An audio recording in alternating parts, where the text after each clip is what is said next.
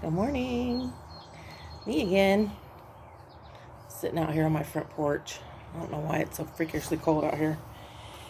Anyway, I've been reading this book, Until Unity, by Francis Chan.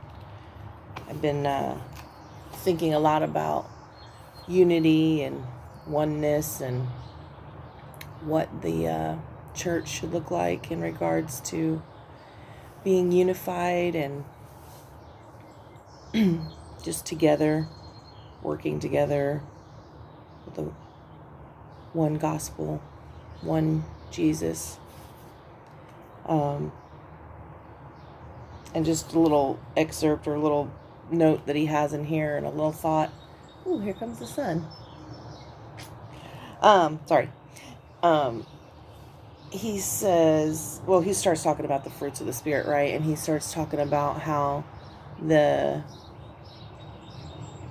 everybody says that a good tree will produce good fruit. We know that biblical truth, right? Talking about producing good fruit.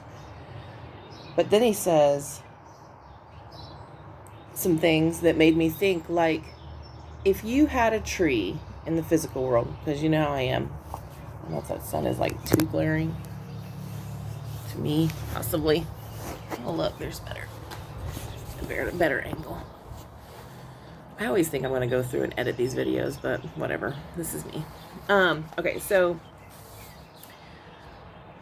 a real tree, right? If you went to an apple orchard and there was an apple tree, or if you went south and there's like an orange tree or something, then the one thing that you would not do is be like, oh, this tree is not producing fruit. Let me go pick at the fruit and change the fruit and make sure that the fruit is right. Like, that's not what you do. You maybe tweak the branches, or you have to start at the roots, or like you just got to find the root cause of why it's not producing fruit.